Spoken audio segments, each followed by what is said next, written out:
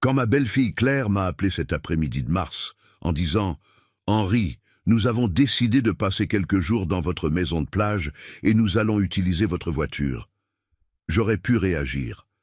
J'aurais pu questionner ce ton d'ordre déguisé en demande. Mais je ne l'ai pas fait. J'ai simplement accepté, avec cette éducation que j'ai apprise dans mon enfance à Cognac, quand mon grand-père m'a enseigné qu'un homme français ne perd jamais son sang-froid, même quand il est manqué de respect. Ce que Claire ne savait pas, ce que mon propre fils Julien n'imaginait pas, c'est que j'étais parfaitement conscient de chacun de leurs mouvements. Et que derrière la passivité apparente d'un monsieur de 84 ans, il y avait des décennies d'expérience comme notaire, des années à observer la nature humaine se révéler face aux héritages et aux testaments. Je savais exactement ce qui allait suivre, et j'étais déjà préparé. Je m'appelle Henri Beaumont. Je suis né en 1940, dans la région de Charente, dans une famille de viticulteurs qui a presque tout perdu pendant la guerre. Mon père, Auguste Beaumont, cultivait des vignes sur les collines ensoleillées près de Cognac, produisant des raisins qui devenaient ensuite le précieux cognac français. Mais la guerre a tout changé. Les Allemands ont réquisitionné nos terres, notre production, notre dignité.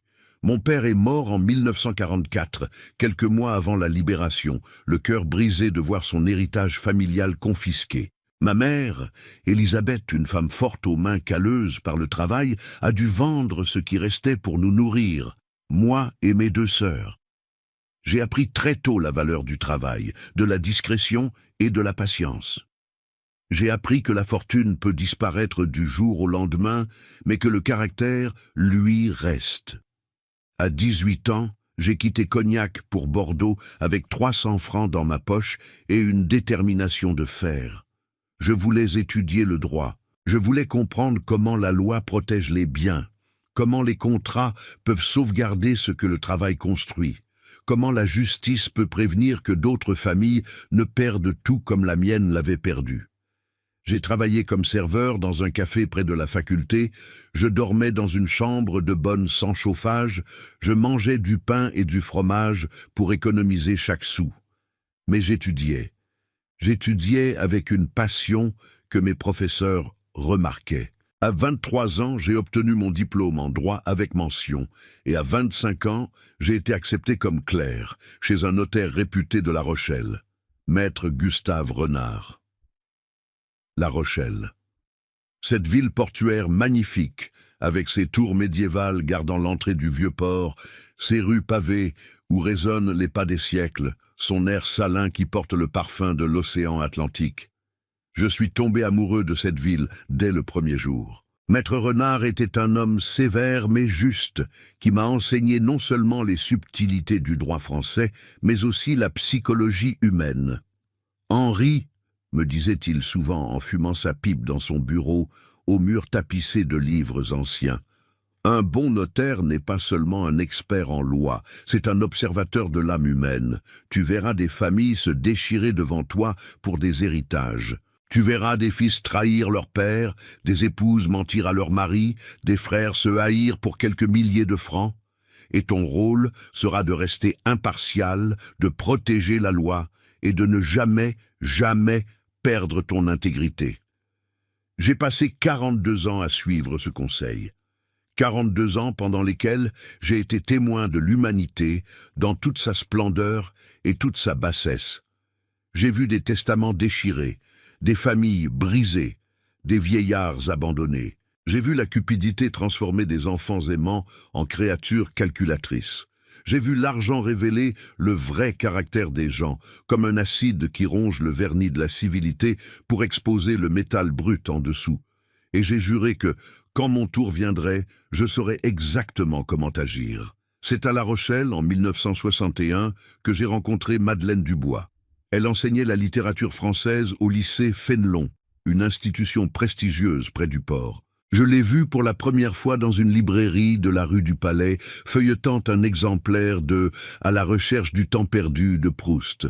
Elle portait une robe bleue simple, ses cheveux châtains attachés en chignon, et elle avait cette concentration intense, ce regard absorbé des vrais lecteurs.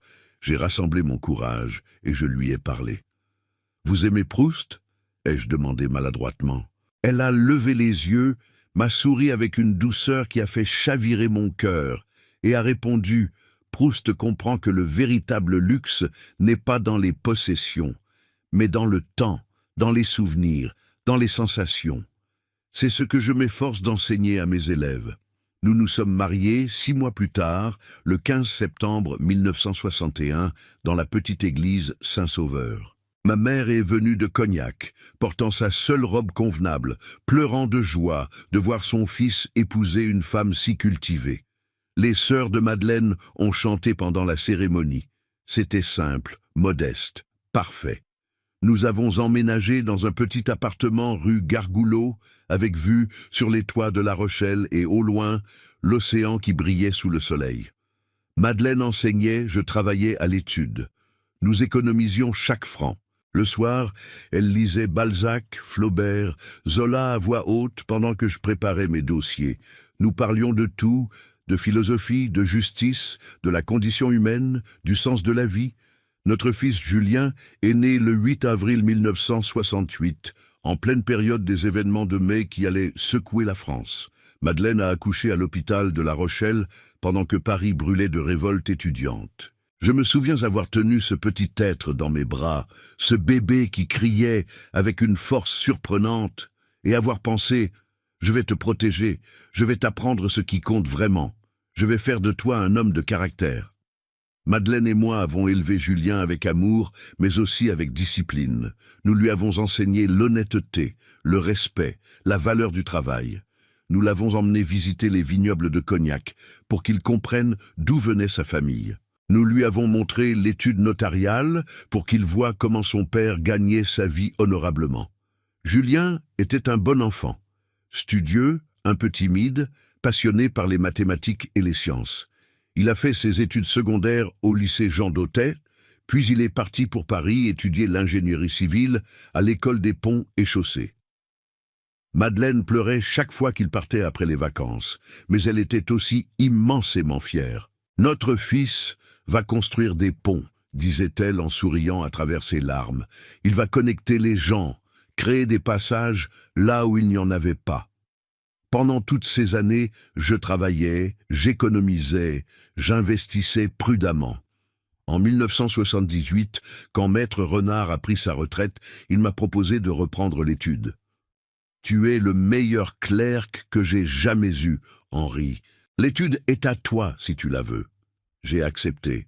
Et pendant les 30 années suivantes, j'ai dirigé l'étude Beaumont avec la même rigueur, la même intégrité que mon mentor m'avait enseignée.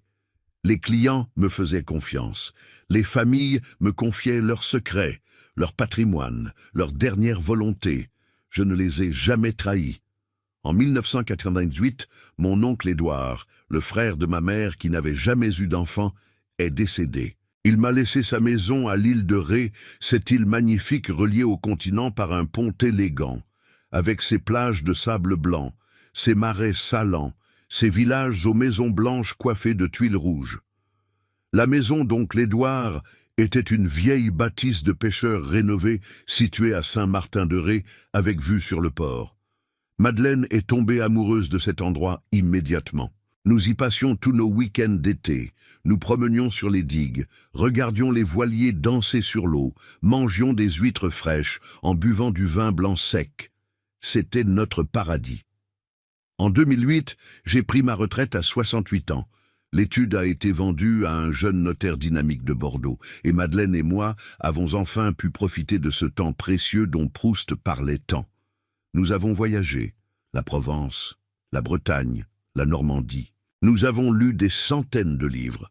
Nous avons jardiné dans notre petite cour. Nous avons accueilli Julien quand il venait de Paris avec ses histoires de chantier, de calculs complexes, de défis d'ingénierie. Puis, en 2011, tout a changé. Madeleine a commencé à se sentir fatiguée, des douleurs abdominales, une perte d'appétit. Après des semaines de consultations et d'examens, le verdict est tombé comme un couperet. Cancer du pancréas, stade avancé. Le médecin nous a dit, avec cette fausse compassion professionnelle que j'avais appris à détester, 6 mois, peut-être 1 an avec traitement. Madeleine a refusé de s'apitoyer. « Henri !» m'a-t-elle dit en tenant ma main dans la salle d'attente froide de l'hôpital. Nous avons eu 50 ans ensemble, 50 années magnifiques. Combien de couples peuvent dire ça? Je ne vais pas gâcher le temps qu'il me reste avec des larmes.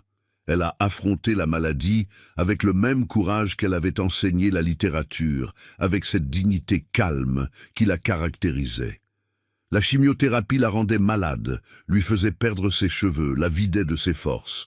Mais elle continuait à lire, à discuter, à sourire quand je lui apportais des fleurs du jardin. Julien venait de Paris régulièrement. Je voyais la douleur dans ses yeux chaque fois qu'il regardait sa mère diminuer. Mais il y avait aussi quelque chose d'autre, quelque chose que je n'arrivais pas tout à fait à identifier.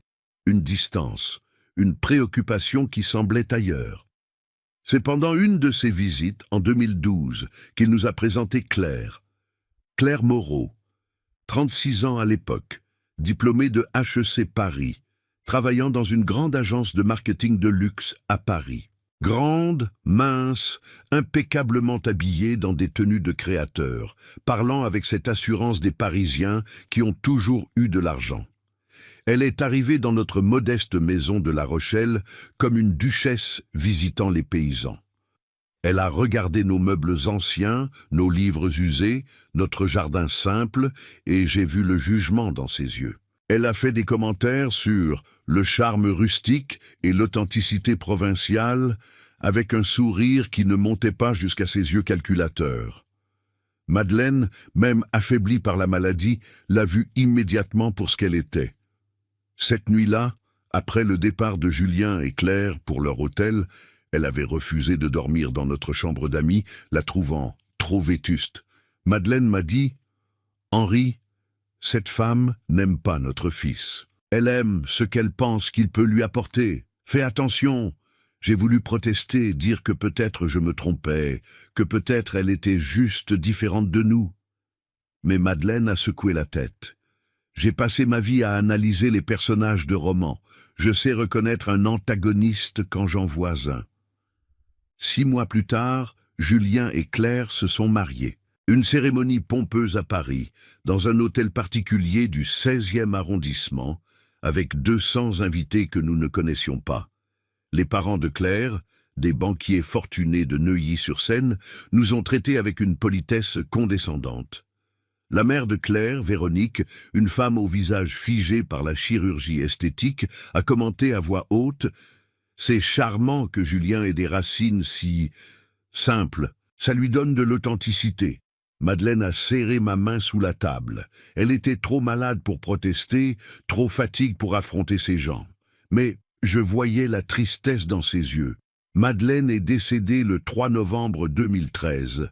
À 6 heures du matin, dans notre lit, sa main dans la mienne. Ses derniers mots ont été « Henri, ne laisse jamais personne te faire croire que tu es moins que ce que tu es. Tu es un homme bon. Reste bon, mais ne sois pas naïf. Protège-toi. Protège ce que nous avons construit. » J'ai pleuré pour la première fois depuis mon enfance. J'ai pleuré pendant des jours. Julien est venu pour les funérailles. Claire est restée à Paris, prétextant une urgence professionnelle importante.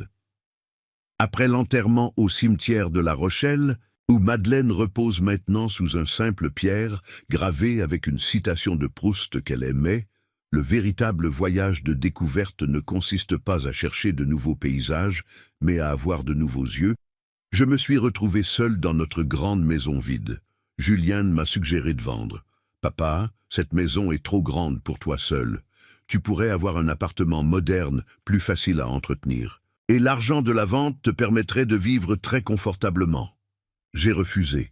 Cette maison contenait 52 ans de souvenirs. Chaque pièce résonnait de la voix de Madeleine, de son rire, de ses pas. Je ne pouvais pas la vendre. C'est alors que j'ai pris une décision importante. J'ai vendu notre petit appartement de Paris, celui que nous avions gardé pour les visites occasionnelles. J'ai investi l'argent prudemment. J'ai consolidé mes finances, organisé mes comptes, fait évaluer mes propriétés. Pas par cupidité, mais par prudence. Les derniers mots de Madeleine résonnaient dans ma tête. « Protège-toi, ne sois pas naïf. » Les années ont passé. 2014, 2015, 2016. Julien venait moins souvent.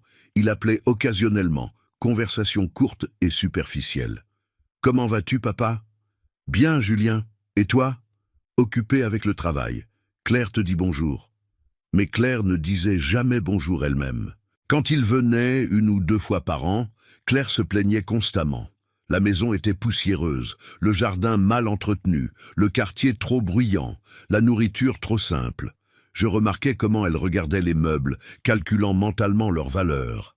Comment elle commentait sur la maison de l'île de Ré. Cette propriété doit valoir une fortune maintenant. Île de Ré est devenue si à la mode. Les Parisiens paient des prix fous pour y avoir une maison. En 2017, lors d'une visite de Pâques, Claire a commencé à poser des questions plus directes. « Henri, tu as déjà pensé à ce qui arrivera à tout ça quand tu ne seras plus là? Je veux dire, il faut être pratique. Tu as un testament à jour, tout est organisé. Parce que si quelque chose t'arrive soudainement, ça pourrait être compliqué pour Julien. » J'ai répondu vaguement que oui, j'avais un testament, que tout était en ordre. Elle a insisté. « Tu devrais peut-être nous en parler, histoire qu'on soit préparé. C'est important ces choses-là. » Je lui ai dit poliment que c'était mon affaire privée pour le moment. Je voyais Julien devenir de plus en plus mal à l'aise avec ces questions. Il changeait de sujet, proposait d'aller se promener, mais il ne s'opposait jamais directement à Claire. Il la laissait parler, insinuer, suggérer. C'était comme regarder mon fils disparaître lentement, remplacé par une version diminuée de lui-même, contrôlé par cette femme qui ne voyait en moi qu'un obstacle entre elle et l'argent qu'elle convoitait. Ma routine à La Rochelle était devenue simple et prévisible. Je me réveillais à 7 heures. Je prenais mon café et mes croissants à la boulangerie Dutheil, rue du Minage, où Madame Dutheil me gardait toujours les meilleurs, encore chauds du four. Je lisais Le Monde sur le banc du port, regardant les bateaux de pêche partir et revenir. Je jardinais l'après-midi, cultivant les mêmes tomates et herbes aromatiques que Madeleine adorait. Je jouais aux échecs 3 fois par semaine avec Pierre Chevalier, mon voisin de 78 ans, un ancien professeur de mathématiques à la retraite qui était devenu mon meilleur ami après la mort de Madeleine. Pierre connaissait ma situation. Je lui avais parlé de Julien, de Claire, de mes inquiétudes. Henri, m'avait-il dit un jour pendant une partie d'échecs dans son salon encombré de livres et de trophées d'échecs, « Tu sais ce que j'ai appris en jouant aux échecs toute ma vie ? Que les meilleurs coups sont ceux que l'adversaire ne voit pas venir. Si tu penses que Claire et Julien complotent contre toi, ne réagis pas émotionnellement. Observe, documente, prépare-toi. Et quand le moment sera venu, agis avec la précision d'un mat en 3 coups. » C'était un bon conseil. J'ai décidé de le suivre. J'avais aussi un autre ami proche, Jean-Pierre Moreau, mon autre voisin, un ancien mécanicien de 76 ans qui vivait seul depuis la mort de sa femme 5 ans plus tôt. Jean-Pierre adorait les voitures anciennes. Quand il a vu ma Peugeot 504 dans le garage, il est devenu comme un enfant. « Henri, cette voiture est une merveille. Tu l'entretiens toi-même ?» Je lui ai expliqué que oui, que c'était la voiture que Madeleine et moi avions achetée en 1982, que nous l'avions gardée en état impeccable, que chaque pièce avait été soigneusement restaurée. Jean-Pierre m'a aidé à la maintenir. Nous passions des après-midi dans le garage, lui m'apprenant des trucs de mécanicien, moi partageant des histoires de nos voyages dans cette voiture. Jean-Pierre m'a aussi aidé d'une autre manière. Quand ma santé a commencé à décliner légèrement en 2018, rien de grave, juste l'arthrite, quelques problèmes de tension, il m'a conduit à mes rendez-vous médicaux. Il refusait toujours que je le paie.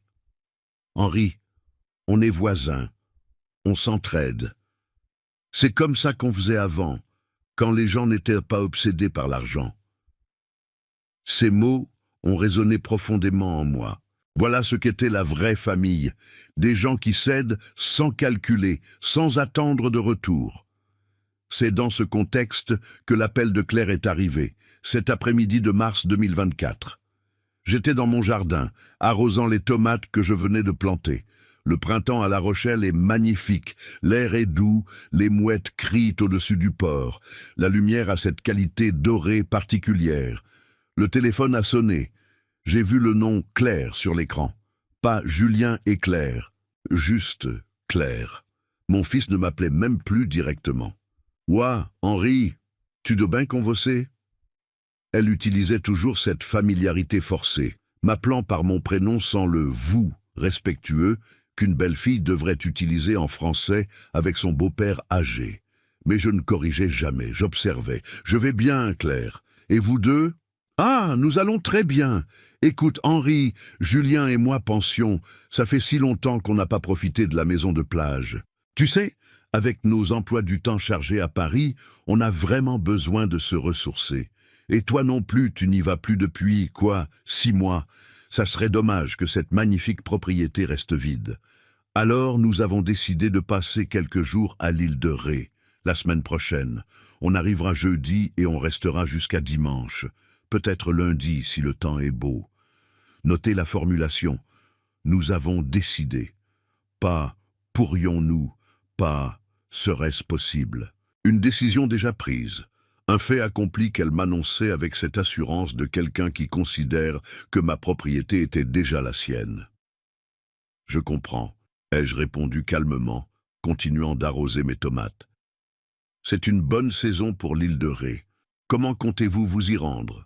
Il y a eu une pause, puis ce rire condescendant que je connaissais bien. « Ah, Henri, ne sois pas dramatique. Nous allons prendre ta voiture, évidemment. Cette vieille Peugeot qui dort dans ton garage. Il faut bien qu'elle serve à quelque chose, non? Elle reste là à prendre la poussière.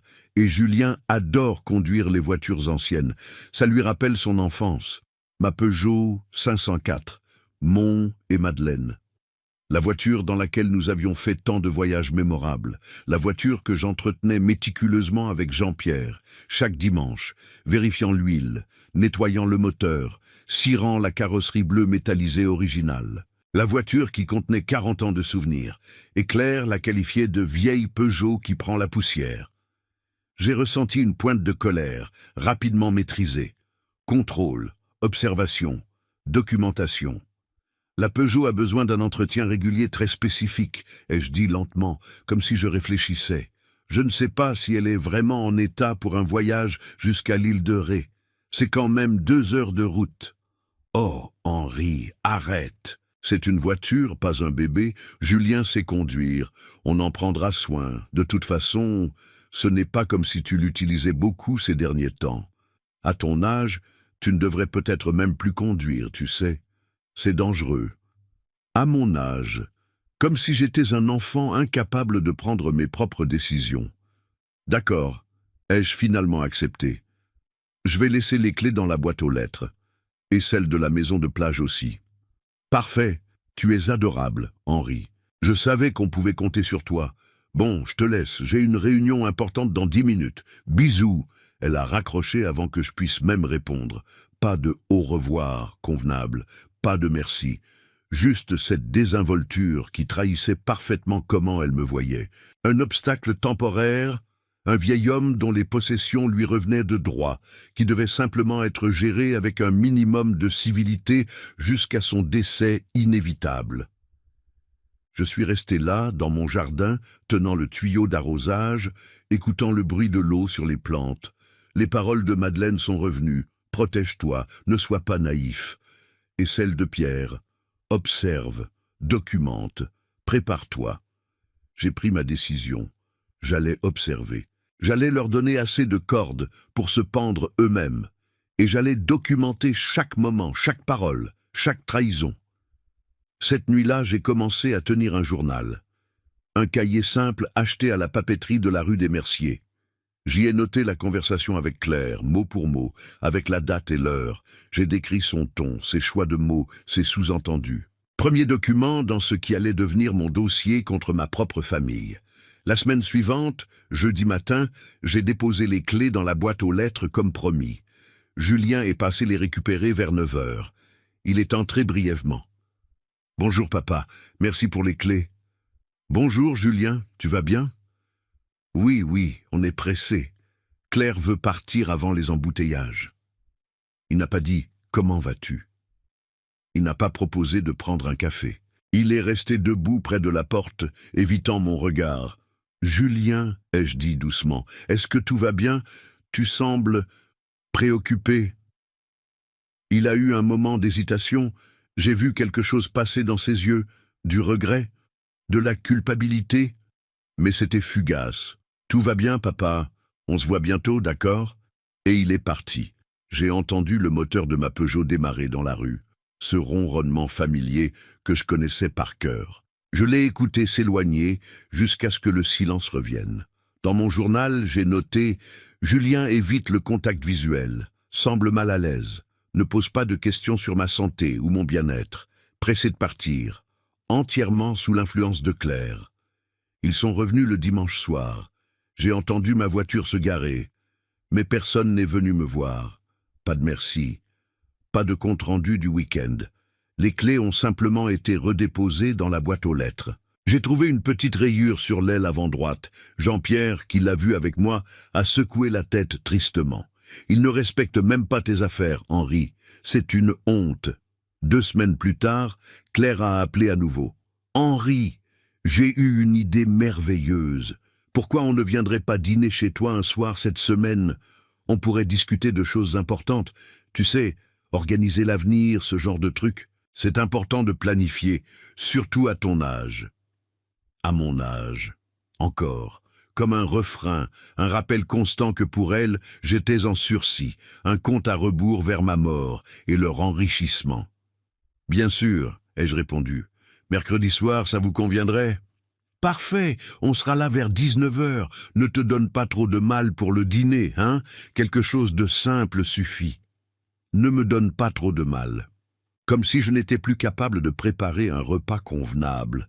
Mais j'ai décidé de faire exactement le contraire. J'ai préparé un bœuf bourguignon, la recette de Madeleine, celle qui mijotait pendant des heures avec du vin de Bourgogne, des carottes, des oignons perlés, des champignons de Paris. J'ai fait mes propres pommes de terre gratinées. J'ai acheté une belle baguette chez Madame Dutheil.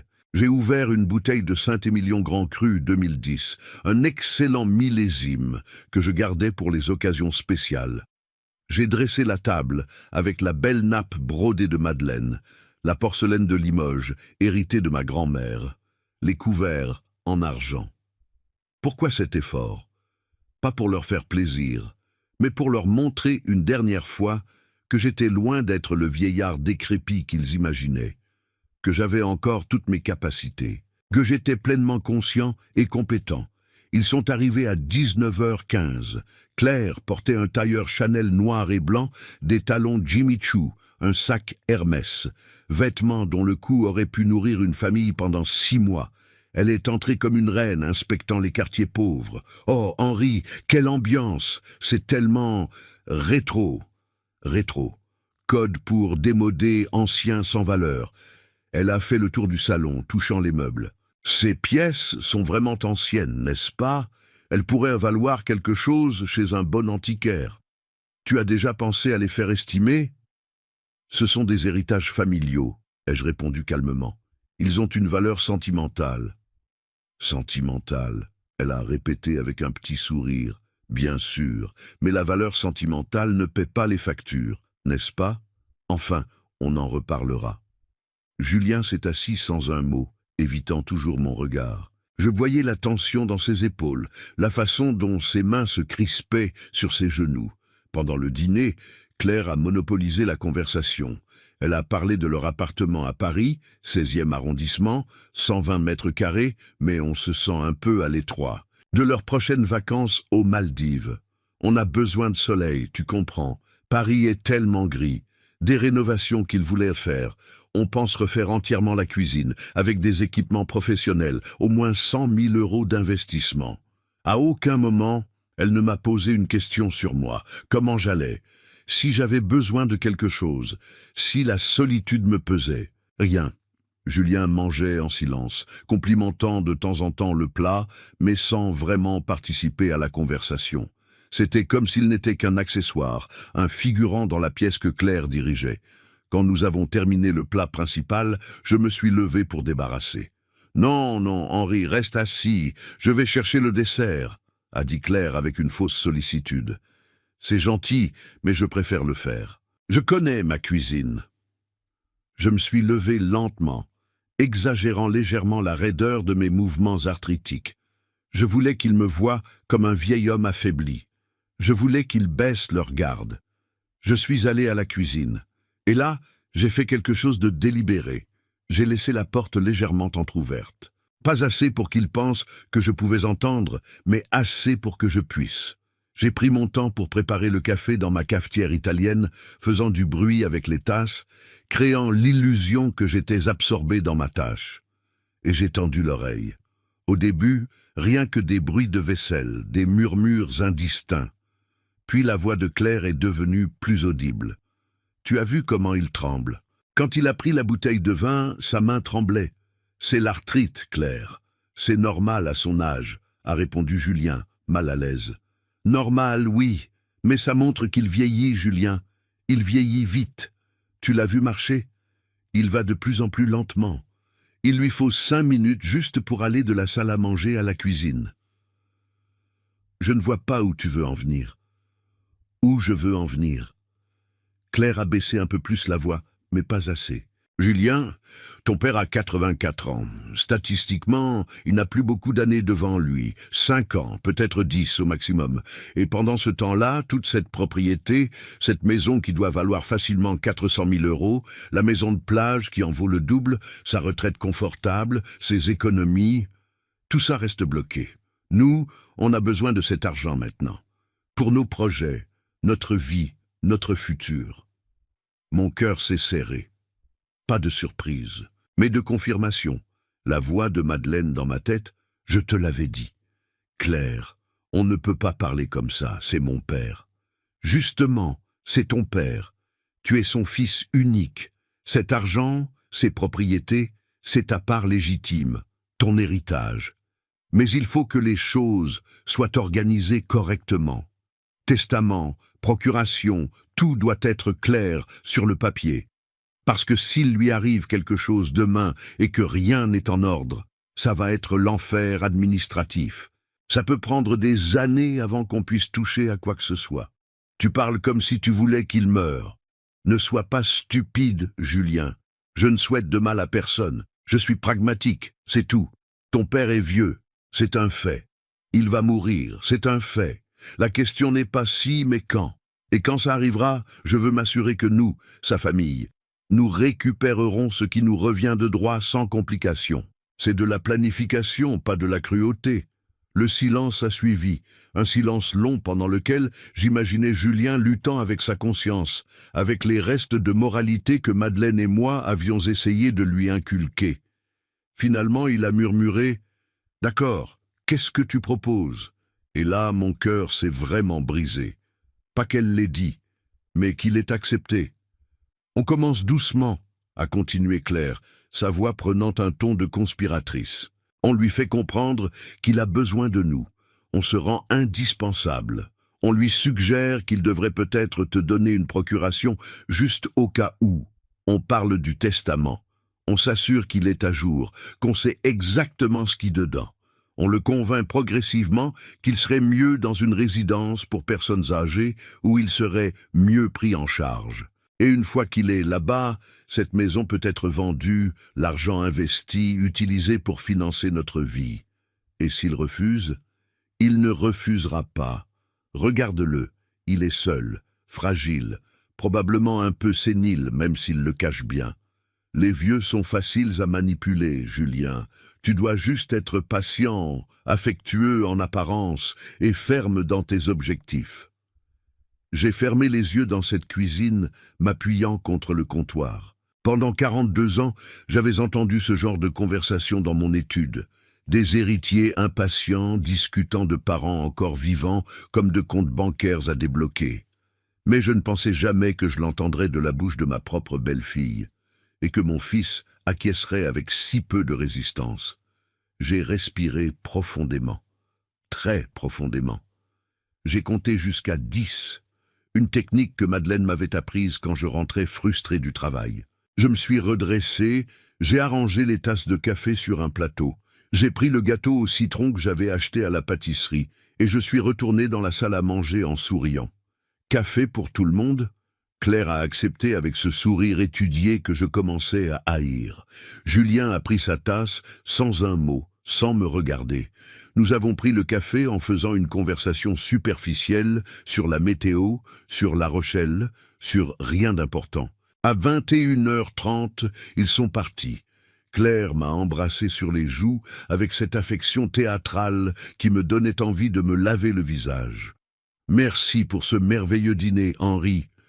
On devrait faire ça plus souvent. Et on reparle bientôt de ces choses importantes. D'accord? C'est vraiment nécessaire de tout organiser. » Julien m'a serré la main. Une poignée de main. Pas une accolade. Comme on salue un étranger. « Au revoir, papa. Au revoir, mon fils. » Je les ai regardés partir de la fenêtre. Leur BMW noir s'est éloigné dans la nuit. Et je me suis assis dans le fauteuil de Madeleine, celui où elle lisait Proust les soirs d'hiver, et j'ai pleuré. Mais ce n'étaient pas des larmes de désespoir, c'étaient des larmes de résolution. « Tu avais raison, mon amour, » ai-je dit au portrait de Madeleine sur l'étagère. « Tu as toujours eu raison, mais ne t'inquiète pas. Je vais me protéger. Je vais protéger ce que nous avons construit ensemble, et je vais leur apprendre une leçon qu'ils n'oublieront jamais. » Cette nuit-là, j'ai écrit dans mon journal tout ce que j'avais entendu. Chaque mot, dans leurs ordres exacts. J'ai daté, horodaté, contextualisé, document numéro 2. Et j'ai commencé à planifier ma contre-attaque. Dans les semaines qui ont suivi ce dîner révélateur, Claire a intensifié sa stratégie avec une régularité presque mécanique. Elle appelait 2 fois par semaine, toujours avec la même fausse inquiétude maternelle dans la voix. « Henri, tu manges bien, tu prends tes médicaments, tu ne devrais pas être seul comme ça, et si tu tombais, personne ne le saurait pendant des heures. » Elle venait aussi plus fréquemment, parfois seule, parfois avec Julien. Chaque visite suivait le même schéma, un cadeau inutile. Des biscuits industriels que je ne mangeais pas, des magazines que je ne lisais pas, puis des commentaires insidieux sur ma santé, ma mémoire, ma capacité à vivre seul. « Henri, tu te souviens que je t'avais dit qu'on viendrait mardi? C'est aujourd'hui jeudi. Tu as oublié ?» Mais je n'avais rien oublié. Elle n'avait jamais dit mardi. Elle mentait délibérément, essayant de créer une narration de sénilité, de perte de mémoire, de confusion mentale. C'était une tactique classique que j'avais vue des dizaines de fois dans ma carrière. Faire croire à une personne âgée qu'elle perd la tête pour justifier ensuite une mise sous tutelle ou une procuration forcée. Je jouais le jeu. « Ah bon? J'étais sûr que c'était jeudi. Peut-être que tu as raison. » Ma mémoire n'est plus ce qu'elle était. Dans mon journal, j'écrivais « Claire prétend avoir dit mardi. Mensonge délibéré. Tentative de manipulation de ma perception.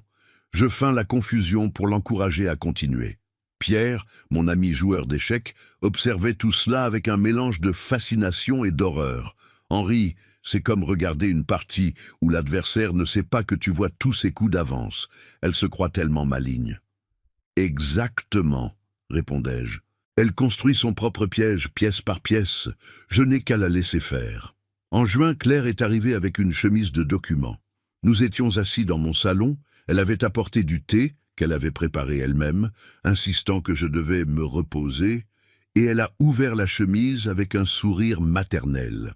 « Henri, j'ai parlé avec un excellent avocat à Paris, un ami de la famille. Il m'a préparé des documents qui pourraient vraiment te faciliter la vie.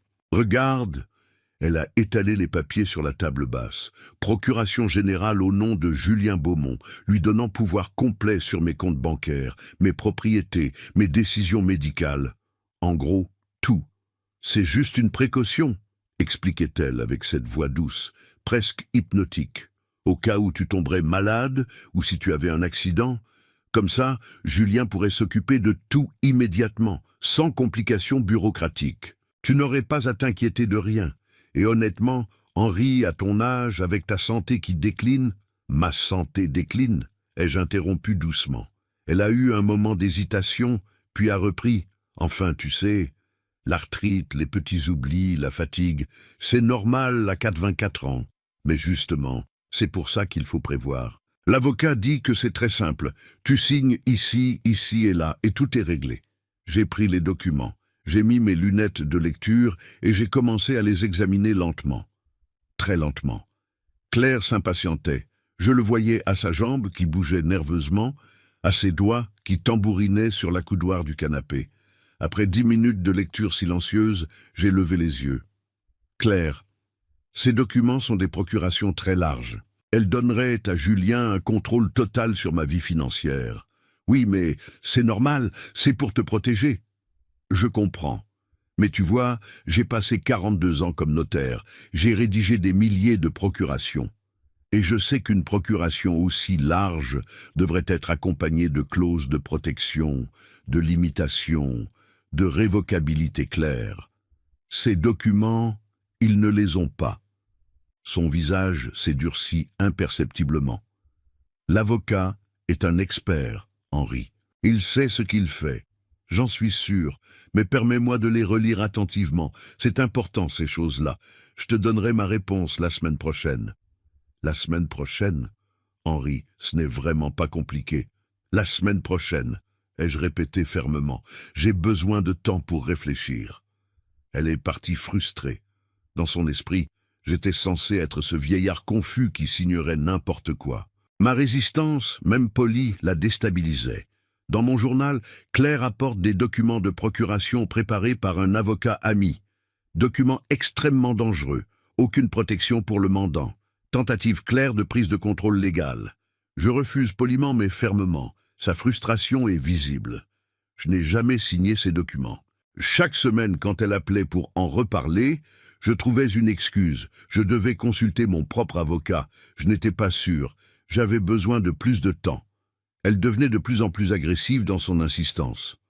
En août, la suggestion de la vente de la maison de l'île de Ré est revenue sur la table. Nous étions au téléphone. Claire utilisait son ton le plus raisonnable. « Henri, sérieusement, tu n'utilises plus cette maison. La dernière fois que tu y es allé, c'était quand? Il y a 1 an, 2 ans? 6 mois, ai-je corrigé. C'était vrai, j'y étais allé avec Jean-Pierre en février. 6 mois, voilà.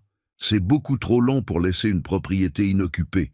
L'humidité, les problèmes de plomberie, les squatteurs potentiels. Et tu sais combien ça vaut maintenant? Avec le boom immobilier à l'île de Ré, facilement 850 000 €, peut-être plus. Tu pourrais vendre, investir l'argent dans des placements sûrs qui te rapporteraient des intérêts, augmenter ta retraite mensuelle, ou mieux encore, transférer la propriété à Julien maintenant, ce qui éviterait les droits de succession énormes plus tard. La maison a des souvenirs, ai-je dit simplement. Madeleine adorait cet endroit. Il y a eu un silence. Puis, avec une pointe d'impatience qu'elle ne cachait plus aussi bien, « Henri, Madeleine est morte, depuis 11 ans. Les souvenirs, c'est bien joli, mais les souvenirs ne paient pas les factures. Ils ne te gardent pas au chaud la nuit. Cette maison est un investissement qui dort. C'est du gaspillage financier. » « Mes factures sont payées, ai-je répondu calmement. Et je n'ai pas froid la nuit. Tu es impossible. Elle a explosé, perdant son vernis de patience. Tu es têtu, égoïste et franchement irresponsable. Tu as un fils qui pourrait bénéficier de cet argent, qui en a besoin, et toi, tu t'accroches à tes vieilles pierres et tes souvenirs poussiéreux. Claire, ai-je dit avec la même voix calme qui irritait clairement encore plus, cette conversation est terminée. Bonne journée. J'ai raccroché. Pour la première fois, je l'avais vraiment contrarié. Son masque était tombé, révélant la frustration, la cupidité, l'impatience qui bouillonnait en dessous. Dans mon journal, Claire perd patience. Le masque se fissure. Elle me qualifie de têtu et d'irresponsable parce que je refuse de vendre mes biens pour leur bénéfice. La vraie nature émerge. C'est en septembre que la suggestion de la maison de retraite a fait son apparition. Julien était venu seul cette fois, ce qui était rare. Nous étions assis dans le jardin, buvant du thé glacé sous le parasol, regardant les tomates mûrir sur leurs plants. Il semblait nerveux, évitant constamment mon regard. « Papa, il faut qu'on parle de quelque chose. »« Je t'écoute. C'est à propos de ta situation ici. Tu vis seul, tu vieillis, et Claire et moi, on s'inquiète vraiment. On pense que peut-être tu serais mieux dans une résidence pour seniors. Tu sais, un endroit où il y a du personnel médical 24h/24, des activités, d'autres personnes de ton âge, des repas préparés. Tu veux me mettre dans une maison de retraite? Ne dis pas ça comme ça. Ce sont des endroits très bien maintenant, papa. Modernes, confortables, avec plein de services. Et tu ne serais plus isolé comme ici. Je ne me sens pas isolé. J'ai mes voisins, mes amis, mes routines. Mais si quelque chose t'arrive, si tu tombes dans les escaliers, si tu as un accident cardiaque, personne ne serait là. J'ai un téléphone, j'ai des voisins qui vérifient régulièrement, j'ai un système d'alerte médicale. Julien a soupiré, frustré. Papa, tu ne facilites pas les choses. On essaie de t'aider. Ou vous essayez de libérer ma maison pour la vendre. Le silence qui a suivi était lourd. Julien est devenu pâle. Comment peux-tu dire ça? Parce que c'est vrai, Julien. J'ai posé ma tasse, je me suis penché en avant, le regardant directement dans les yeux. Tu penses que je ne vois pas? Que je ne comprends pas? Les visites soudainement fréquentes, les questions sur mon testament, les documents de procuration, les suggestions de vendre mes propriétés, et maintenant la maison de retraite? Julien, j'ai passé ma vie professionnelle à voir ce genre de schéma. Je les reconnais. Papa, tu te trompes. On veut juste que je meure vite et que vous héritiez sans complications. C'est ça que vous voulez. Julien s'est levé brusquement, renversant presque sa chaise. Je dois y aller. Claire m'attend. Bien sûr qu'elle t'attend. Elle attend tout, n'est-ce pas? Ma maison, mon argent, ma mort. Il est parti sans un mot de plus. Je l'ai regardé s'éloigner, ce fils que j'avais élevé avec tant d'amour, qui était maintenant devenu un étranger manipulé par une femme cupide. Dans mon journal, confrontation avec Julien. Il suggère une maison de retraite. Je nomme directement leur plan. Ils fuient, incapables de nier. Le fossé entre nous s'élargit, mais c'est nécessaire. C'est cette nuit-là que j'ai pris ma décision finale.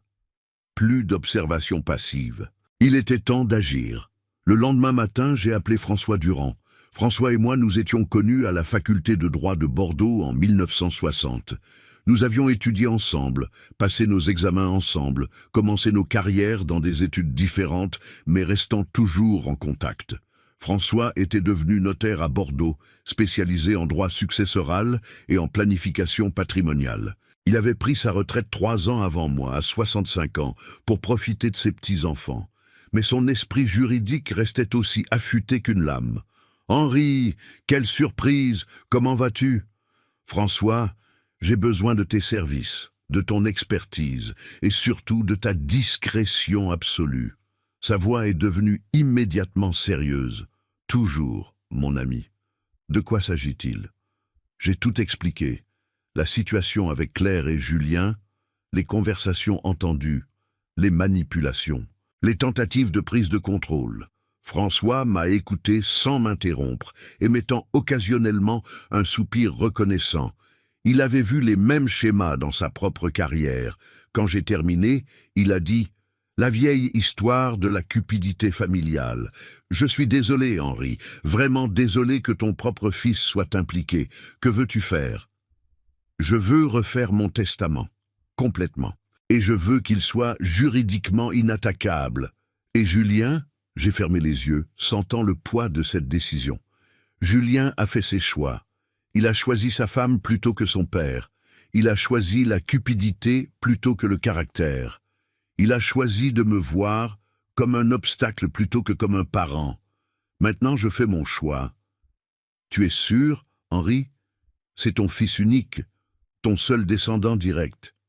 Je suis absolument sûr. Et si je ne le fais pas maintenant, je ne pourrai plus le faire plus tard. Elle va continuer à pousser pour cette procuration, pour me mettre sous tutelle, pour prendre le contrôle.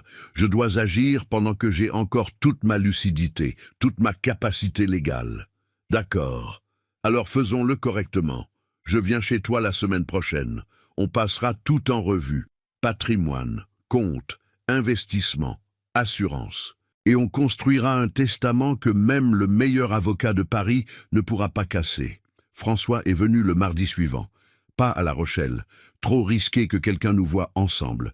Je suis allé à Bordeaux en train, prétextant à Jean-Pierre une visite médicale de routine. François m'a accueilli dans son bureau à domicile. Une pièce confortable remplie de livres juridiques et de souvenirs de carrière. Nous avons travaillé pendant 6 heures. François a passé chaque élément de mon patrimoine au peigne fin. La maison familiale de La Rochelle, achetée en 1963, entièrement payée depuis 1988, évaluée actuellement à 420 000 € selon les experts immobiliers locaux. Aucune dette, aucune hypothèque, titre de propriété propre à mon nom seul. La maison de l'île de Ré, héritée en 1998, rénovée en 2002-2003 avec nos économies, évaluée à 850 000 €. Là encore, titre propre, aucune charge. La Peugeot 504, valeur marchande modeste, environ 8 000 € pour un collectionneur, mais valeur sentimentale inestimable. Mes comptes bancaires, compte courant à la Société Générale avec 23 000 € et compte d'épargne avec 47 000 €. Compte titre avec 280 000 € en actions et obligations diverses. Portefeuille conservateur construit sur 40 ans. Ma retraite, 3 200 € mensuels. Pension de notaire plus sécurité sociale, versée jusqu'à mon décès puis cessant. Assurance vie, police de 80 000 € souscrite en 1970, bénéficiaire actuellement Julien.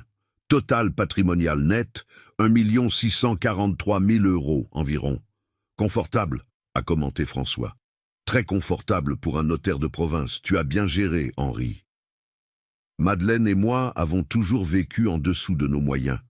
On économisait, on investissait prudemment.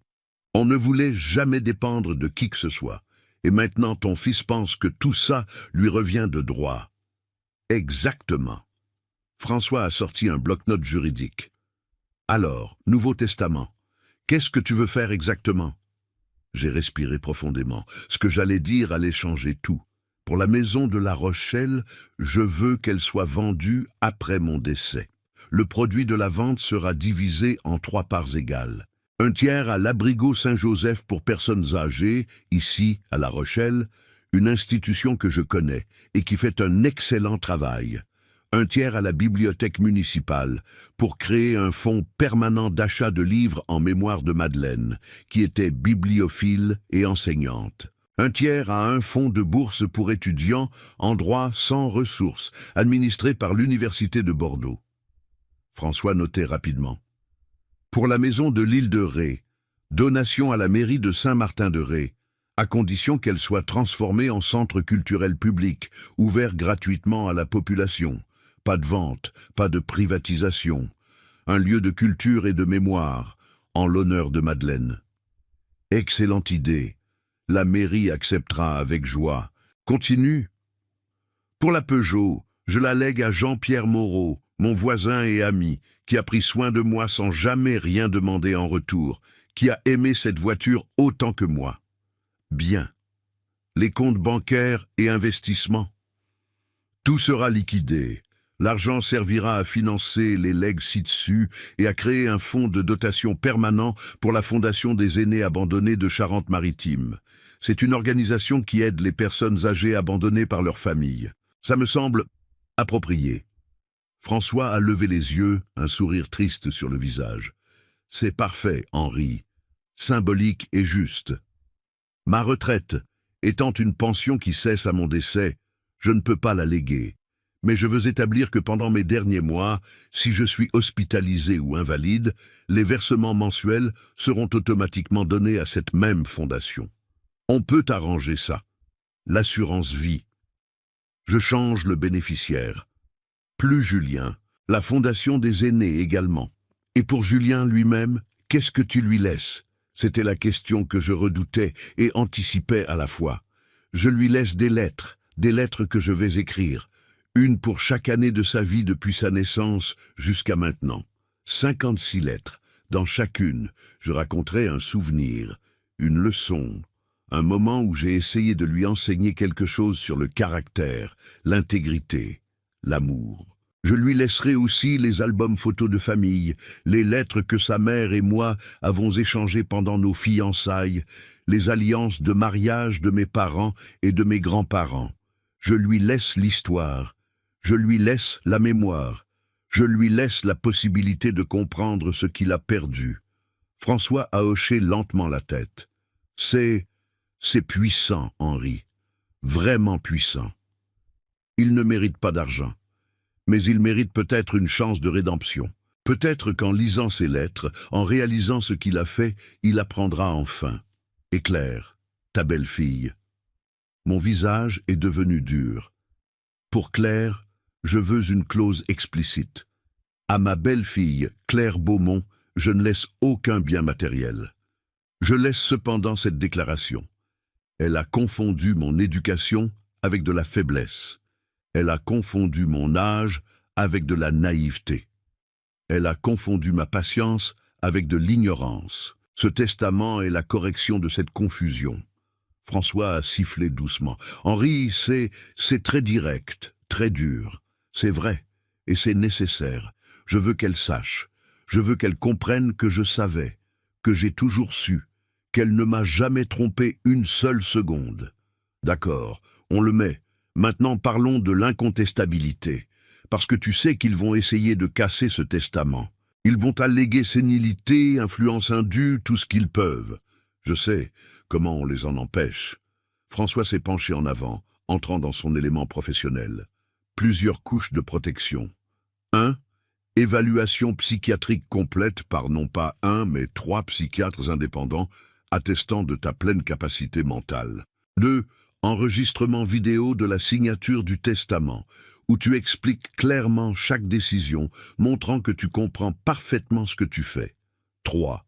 Témoins multiples et irréprochables présents lors de la signature. 4. Un délai. On ne fait pas ça cette semaine. On attend 3 mois pendant lesquels tu continues ta vie normale, prouvant la constance de ta décision. Et 5. On l'enregistre chez moi à Bordeaux, pas à La Rochelle, où il pourrait avoir des contacts. Parfait. Organise tout ça. Dans les semaines qui ont suivi, François a mis en place chaque élément. J'ai passé des évaluations psychiatriques exhaustives avec le docteur Philippe Renaud, le docteur Marie-Claire Dubois et le docteur Jean Fontaine, 3 psychiatres réputés de Bordeaux. Chacun m'a fait passer des tests cognitifs, des évaluations de mémoire, des analyses de jugement. Tous 3 ont conclu « Monsieur Henri Beaumont, 84 ans, présente une pleine capacité mentale, une mémoire excellente pour son âge, un jugement clair et rationnel et une compréhension totale des implications de ses décisions juridiques. » François a arrangé une session d'enregistrement vidéo dans son bureau. Face à la caméra, j'ai expliqué calmement, point par point, chaque décision de mon testament. J'ai cité des codes juridiques de mémoire, démontrant ma compétence professionnelle intacte.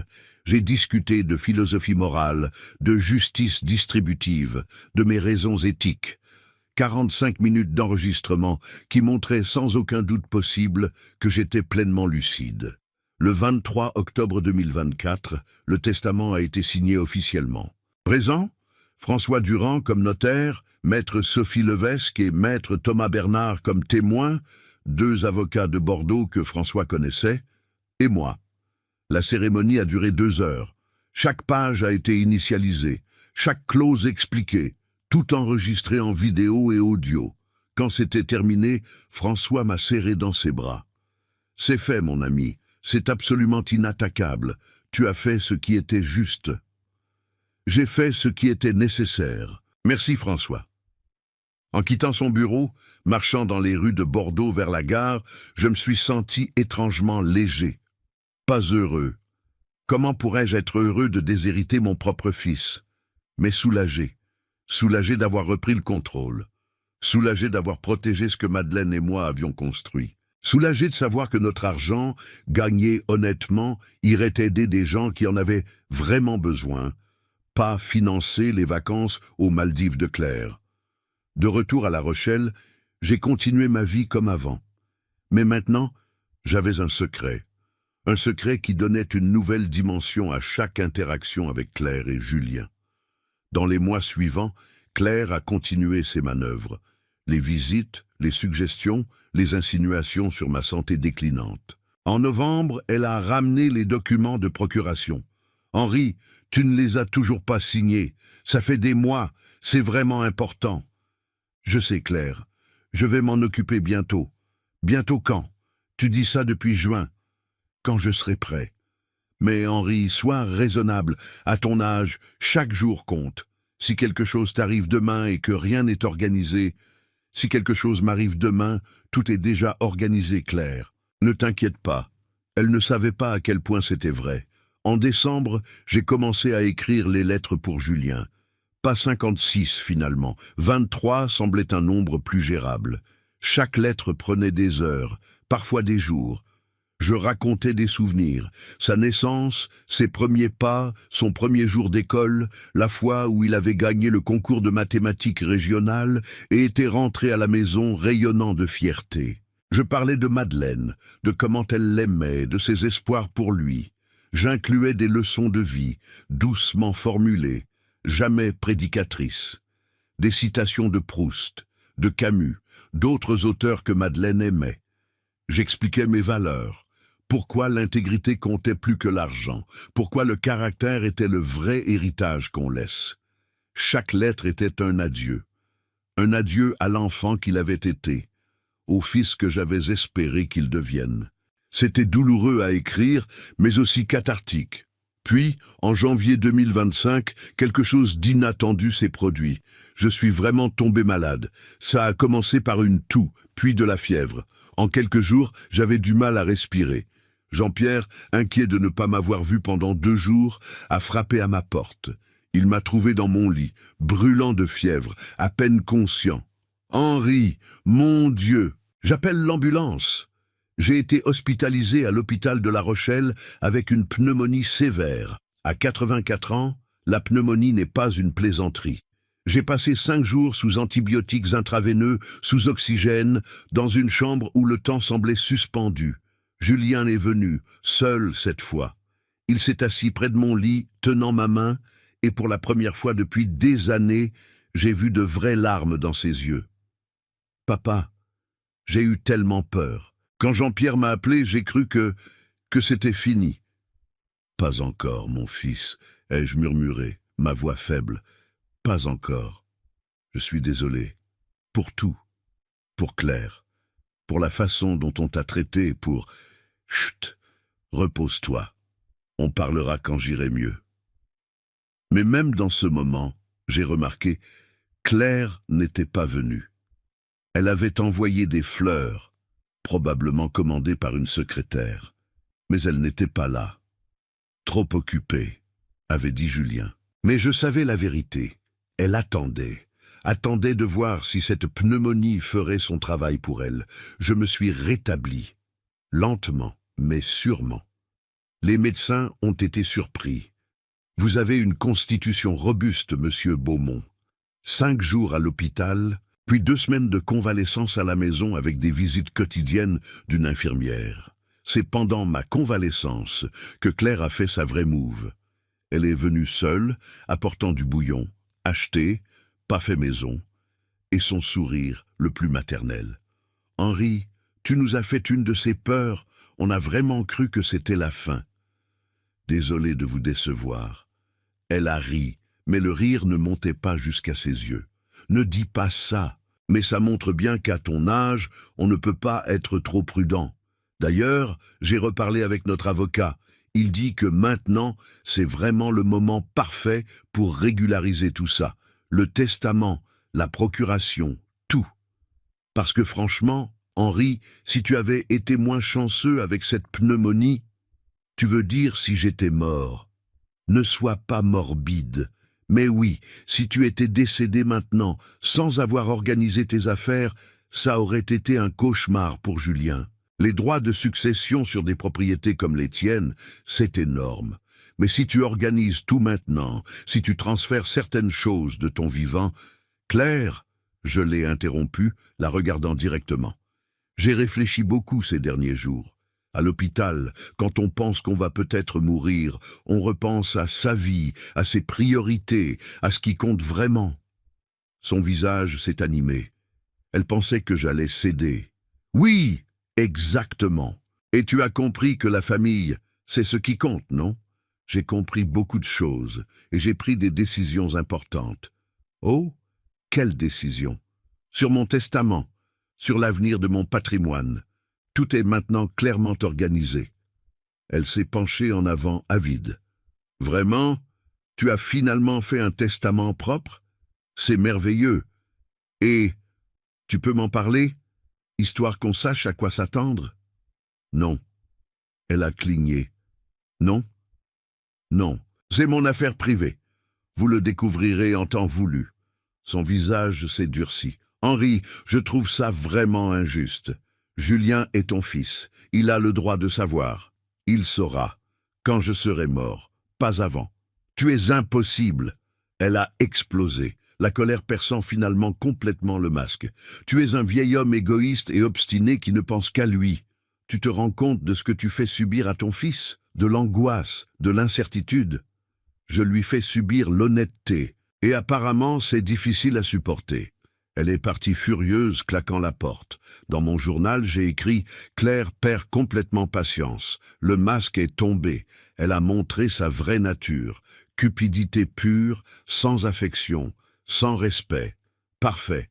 Tout se met en place. » Les semaines suivantes ont été tendues. Claire ne venait plus. Julien appelait occasionnellement, des conversations courtes et mal à l'aise. Mais je savais qu'il complotait, qu'il cherchait des solutions, peut-être même qu'il consultait des avocats sur comment forcer une mise sous tutelle. Puis, début février, Claire a appelé. Sa voix était redevenue douce, contrôlée. Elle avait décidé de changer de tactique. « Henri, je m'excuse pour mon comportement la dernière fois. J'étais stressé, fatigué, je me suis emporté. Tu me pardonnes ?» « Bien sûr, Claire. Écoute, j'ai réfléchi. Tu as raison. C'est ton affaire privée. On ne devrait pas te presser. Mais, et si on faisait quelque chose de différent? Et si on organisait une réunion officielle chez un notaire ou un avocat où tu pourrais présenter officiellement tes dernières volontés? Comme ça, tout serait clair, légalement enregistré. Et nous, on saurait que tout est en ordre, pas pour savoir combien on hérite. Mensonge. Mais juste pour avoir la tranquillité d'esprit que tout est organisé correctement. Qu'en dis-tu? C'était ma chance. L'occasion parfaite. C'est en fait une bonne idée, Claire. D'accord, organisons ça. Je pouvais presque l'entendre sourire au téléphone. Merveilleux! Je vais appeler notre avocat à Paris. Il peut descendre à La Rochelle? Non, j'utiliserai mon propre avocat ici. Pierre Lambert, un professionnel très respecté. Petite pause. D'accord. Si tu préfères. Je préfère. Je vais l'appeler et organiser une réunion. Je te rappelle avec la date. J'ai appelé Pierre Lambert immédiatement après. Pierre était un avocat de La Rochelle que je connaissais de réputation. Brillant, éthique, méticuleux. Je lui ai tout expliqué. Monsieur Beaumont, c'est une situation délicate. Vous voulez essentiellement organiser une lecture anticipée du testament? Exactement. Pour qu'ils voient ce qu'ils vont recevoir, ou plutôt, ce qu'ils ne vont pas recevoir. C'est inhabituel, mais légal. Et franchement, après ce que vous m'avez raconté, c'est justifié. D'accord, je le fais. Quand? Le plus tôt possible. Cette semaine? Jeudi, 14 heures. Mon bureau, rue des Gentilshommes. Parfait. J'ai rappelé Claire. C'est arrangé. Jeudi, 14 heures. Bureau de maître Pierre Lambert. Vous pouvez venir? Bien sûr, on sera là. Oh, Henri, c'est tellement mature de ta part d'organiser ça. Julien sera soulagé. Je suis sûr qu'il le sera, ai-je pensé, mais pas de la façon qu'elle imagine. Le mercredi soir, la veille de la réunion, j'ai appelé François. Demain, c'est le jour, la révélation. Tu es prêt, Henri? Plus que prêt. Je le fais pour Madeleine, pour tous les aînés abandonnés que j'ai vus dans ma carrière, pour la justice. Alors vas-y avec ma bénédiction et appelle-moi après. Je veux savoir comment ils ont réagi. Ce jeudi matin, j'ai pris mon temps pour me préparer. Douche chaude, rasage soigné. Mon meilleur costume gris anthracite, celui que je portais pour les occasions solennelles quand j'étais notaire. Cravate bordeaux, chaussures cirées. Je me suis regardé dans le miroir. Un vieil homme, certes, mais un vieil homme digne, déterminé, avec l'autorité morale de toute une vie d'intégrité. C'est le moment, Madeleine, ai-je dit à son portrait. Aujourd'hui, je protège notre héritage. Aujourd'hui, je leur montre qui était vraiment Henri Beaumont. À 13h45, Jean-Pierre m'a conduit au bureau de Pierre Lambert. Nous avons roulé en silence, lui sentant la gravité du moment.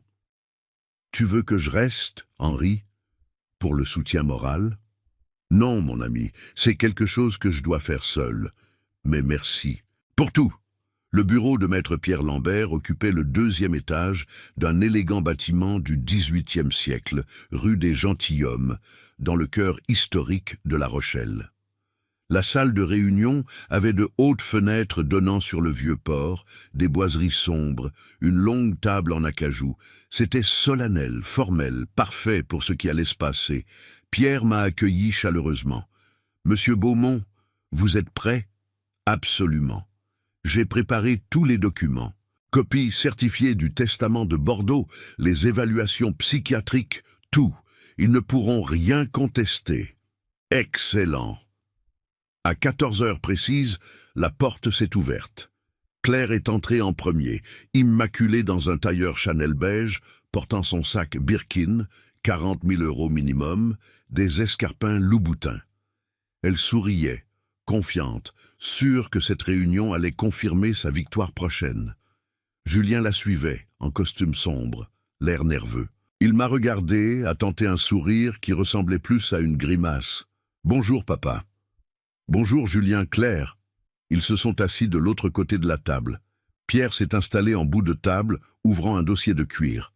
« Bien, » a commencé Pierre avec la formalité caractéristique des avocats français, « nous sommes ici pour la présentation officielle des dernières volontés de M. Henri Beaumont.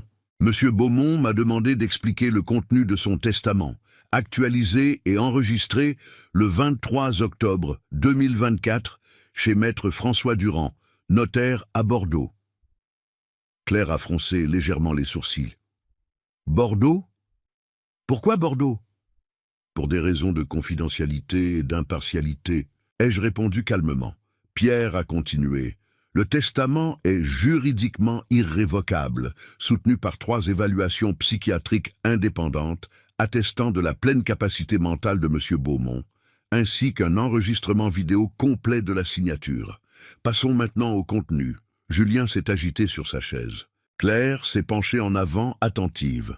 Article 1er, concernant la résidence principale de M. Beaumont, située 47 rue Saint-Nicolas à La Rochelle, évaluée à 420 000 €.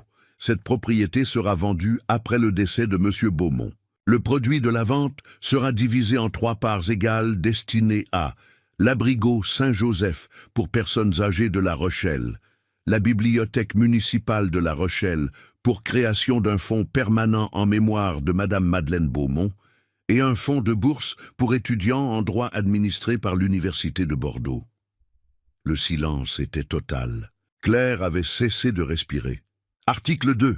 Concernant la propriété de M. Beaumont à l'île de Ré, à Saint-Martin, évaluée à 850 000 €.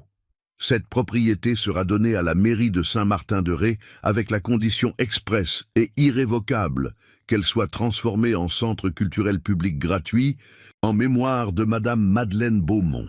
Le visage de Claire était devenu blanc comme un linge. Article 3. Le véhicule Peugeot 504, année 1982, sera légué à Monsieur Jean-Pierre Moreau, voisin et ami, en reconnaissance de ses années de soutien et de compagnie des intéressés.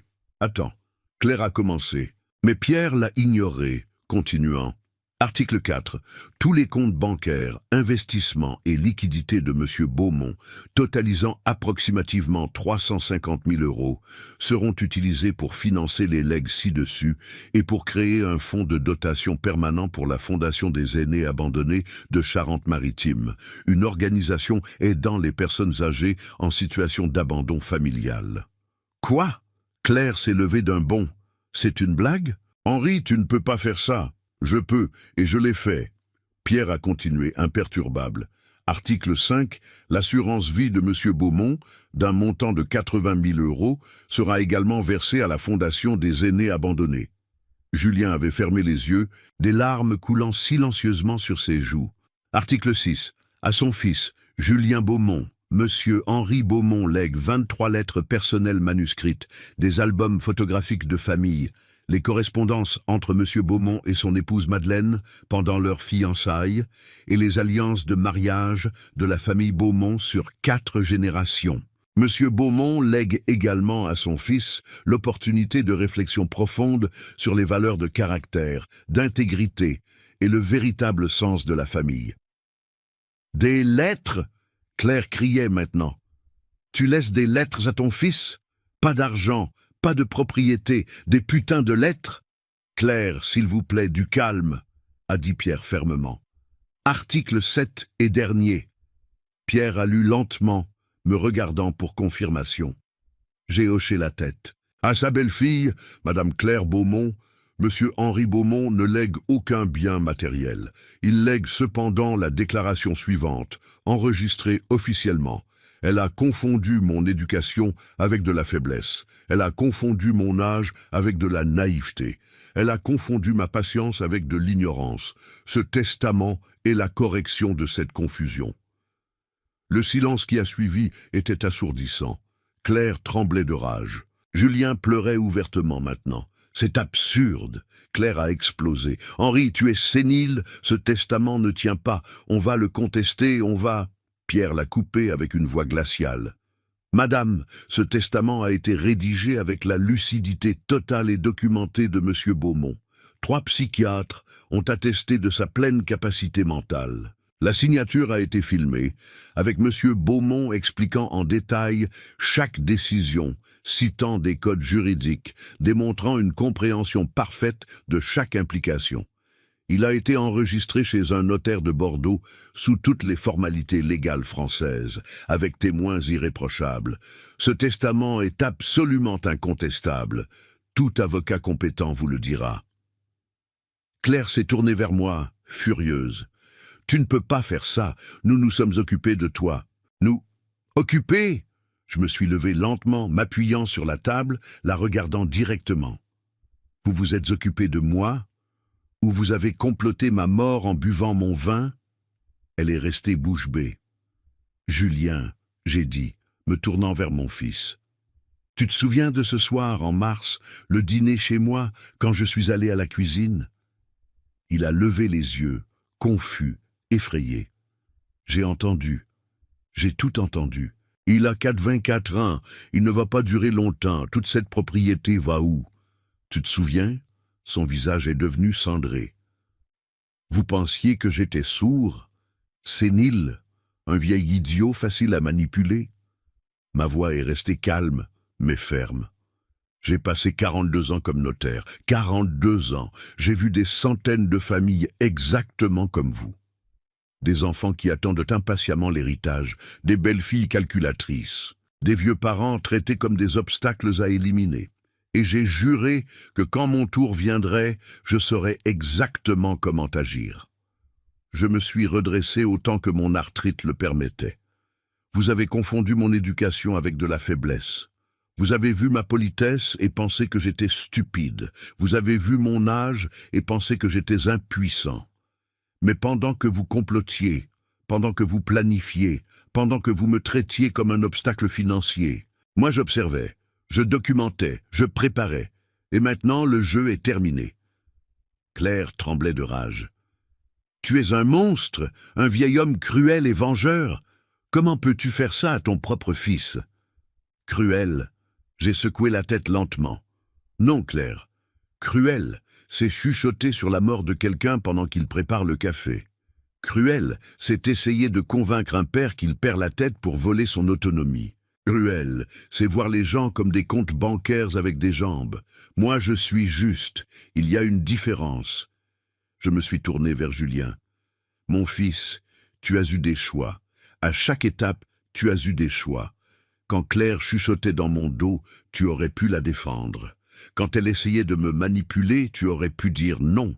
Quand elle complotait pour voler ma dignité, tu aurais pu choisir ton père plutôt que ta femme. Mais à chaque fois, tu as choisi le silence. Tu as choisi la complicité. Tu as choisi la cupidité. Papa, Sa voix était brisée. Je suis désolé, je suis tellement désolé.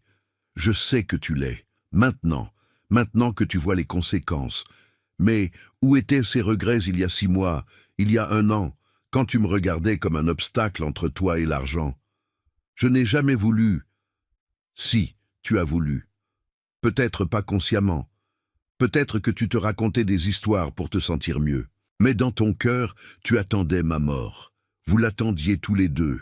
Et maintenant que cette mort ne vous apportera rien, maintenant vous êtes désolés. Claire a essayé une dernière tactique, se tournant vers Pierre. Ce testament ne peut pas être légal.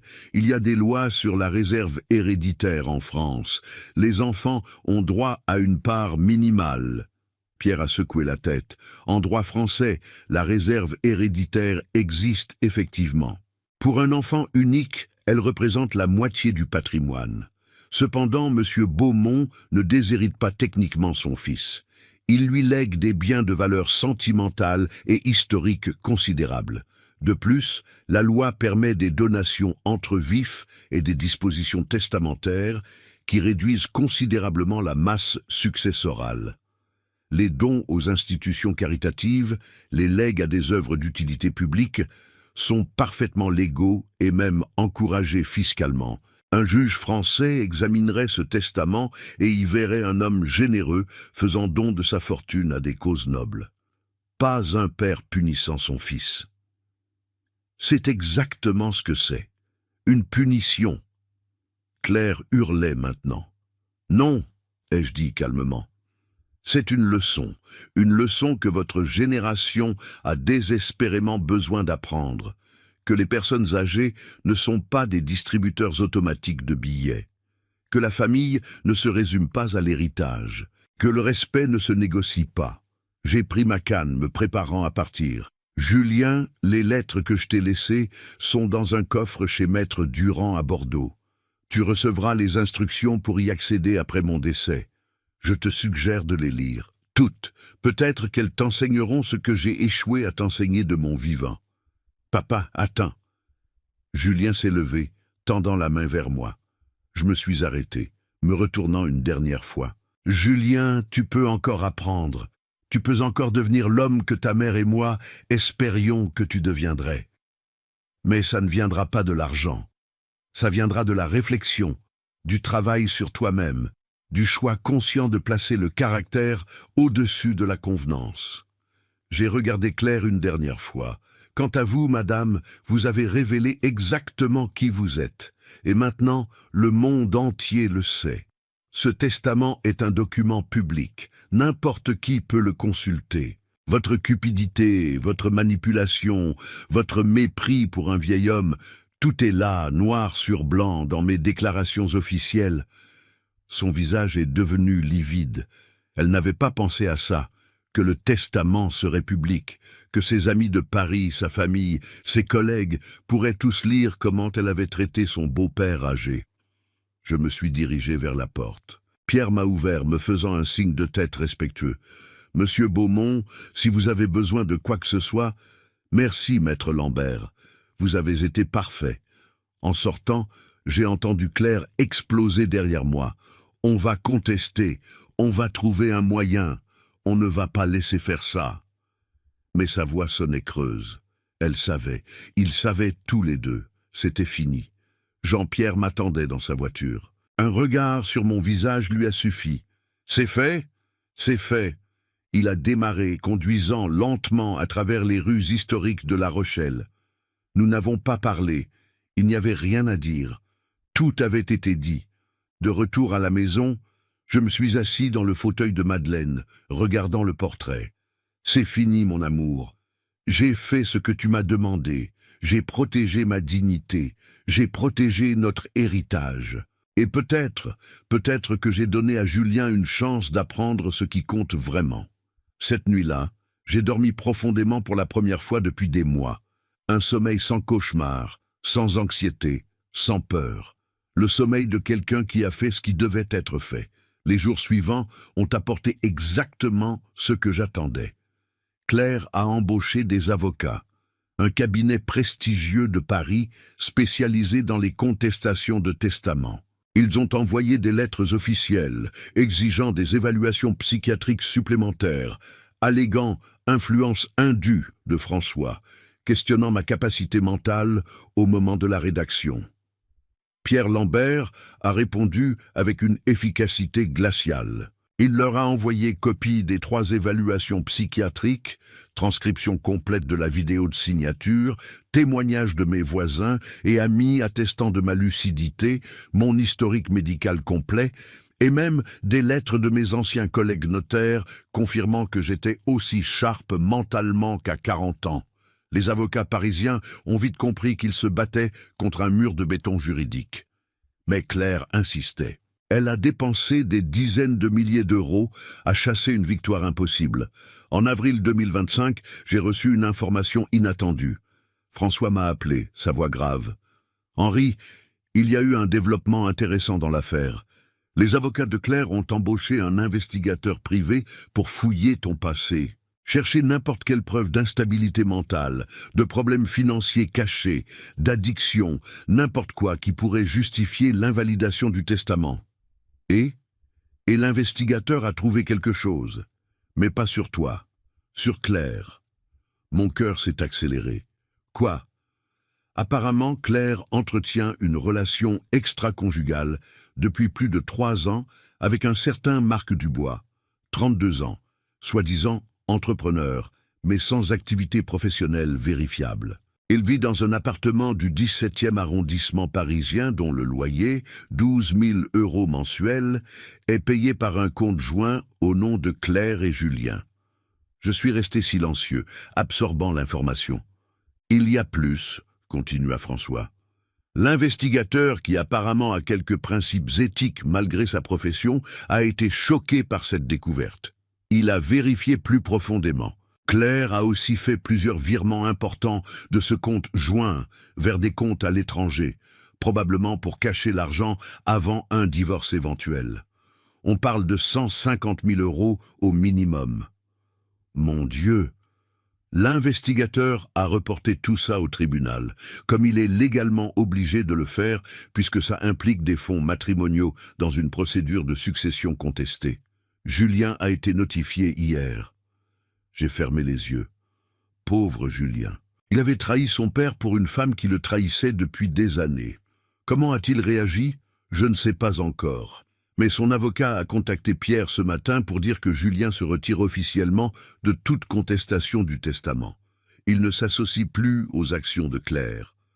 Je vois. Henri, tu savais? Pour Marc Dubois? Non, mais ça ne me surprend pas. Les gens comme Claire, ils sont incapables de loyauté réelle envers qui que ce soit. Cette révélation a tout changé. Les avocats de Claire ont conseillé d'abandonner, voyant que leurs propres investigations avaient explosé à leur visage. Claire elle-même était maintenant dans une position défensive, devant expliquer les virements suspects, la relation extra-conjugale, l'utilisation frauduleuse des fonds matrimoniaux. En juillet, après avoir dépensé plus de 120 000 € en frais d'avocat, Claire a finalement signé les documents d'abandon de la contestation. Le testament était définitivement validé et inattaquable. Pierre m'a appelé avec la nouvelle. « C'est terminé, Henri, victoire complète. » « Ce n'est pas une victoire, » ai-je répondu doucement. « C'est juste de la justice, mais ce n'était pas vraiment fini, parce qu'il restait Julien. » 3 semaines après la découverte de la trahison de Claire, mon téléphone a sonné. Un numéro que je ne reconnaissais pas. J'ai répondu. « Papa ?» La voix était cassée, à peine reconnaissable. « C'est Julien. Julien, comment vas-tu ? Je ne vais pas bien, papa. Je ne vais pas bien du tout. Où es-tu ? À Nantes. J'ai quitté Paris. J'ai quitté Claire. J'ai quitté tout. Tu veux qu'on se voie ? Un long silence. Puis, tu accepterais ? Après tout ce que j'ai fait ? Tu es mon fils, Julien. Tu seras toujours mon fils. Viens à La Rochelle. On parlera. Il est venu le week-end suivant. Quand j'ai ouvert la porte, j'ai à peine reconnu l'homme devant moi. Julien avait perdu au moins 10 kilos. Il avait des cernes profonds sous les yeux. Ses vêtements, autrefois toujours impeccables, étaient froissés. Il ressemblait à quelqu'un qui avait été détruit et essayait de se reconstruire à partir de rien. « Papa », il a dit. Et puis il s'est effondré dans mes bras, pleurant comme il n'avait pas pleuré depuis qu'il était enfant. Je l'ai tenu, ce fils que j'avais déshérité, que j'avais puni, mais que j'aimais encore. Parce que c'est ça, l'amour parental. Ça ne disparaît jamais complètement, même quand tout le reste a disparu. Nous nous sommes assis dans le salon. J'ai préparé du thé. Nous sommes restés en silence pendant longtemps. Finalement, Julien a parlé. Je ne savais pas, pour Marc, pour l'argent caché, pour rien de tout ça. Je te crois. Mais ça ne change rien, n'est-ce pas ? Même sans savoir ça, j'ai fait des choses terribles. Je t'ai trahi, j'ai trahi maman, j'ai trahi tout ce que vous m'avez enseigné. Oui. Il a flinché à ma franchise, mais il avait besoin de l'entendre. Julien, laisse-moi te raconter quelque chose. Quelque chose que ta mère m'a écrit quand elle était à l'hôpital, pendant sa chimiothérapie. J'ai sorti la lettre de Madeleine que j'avais gardée toutes ces années, celle qu'elle avait écrite pendant que je ne pouvais pas lui rendre visite à cause d'une urgence au travail. Je l'ai lue à haute voix, chaque mot résonnant dans le silence. Quand je ne serai plus là, ne laisse pas qu'on te prenne ta dignité. Quand j'ai terminé, Julien pleurait à nouveau. Elle savait. Maman savait déjà. Elle avait vu clair pour ce qu'elle était. Oui, elle me l'avait dit. Je n'ai pas voulu vraiment écouter à l'époque. Je pensais qu'elle était juste protectrice. Mais elle avait raison. J'aurais dû l'écouter. Oui, tu aurais dû. Papa, les lettres. Les lettres que tu as écrites pour moi. Est-ce que je peux les lire maintenant, même si tu es encore vivant ? J'ai réfléchi un moment. Puis, non. Ces lettres sont pour après ma mort. Elles font partie de ton héritage. Et cet héritage ne se réclame qu'après mon départ. Mais je peux te dire ce qu'elles contiennent en essence. S'il te plaît. Elles parlent de qui tu étais. L'enfant merveilleux, curieux, bon que tu étais. Elles parlent des moments où j'étais fier de toi. Elles parlent de ce que ta mère et moi espérions pour toi. Et elles parlent des leçons que j'ai essayé de t'enseigner. Que le caractère compte plus que l'argent, que la dignité ne se négocie pas, que la vraie richesse est dans les relations authentiques, pas dans les comptes en banque. J'ai tout oublié de ça. J'ai laissé Claire me convaincre que l'argent était tout ce qui comptait. Alors réapprends. Il n'est jamais trop tard pour réapprendre. Mais le testament, papa, tu m'as complètement déshérité. Et tu as raison de l'avoir fait. Je ne mérite rien. Le testament reste tel qu'il est, je ne le changerai pas. Il a hoché la tête, acceptant. Je comprends, je ne le demande pas.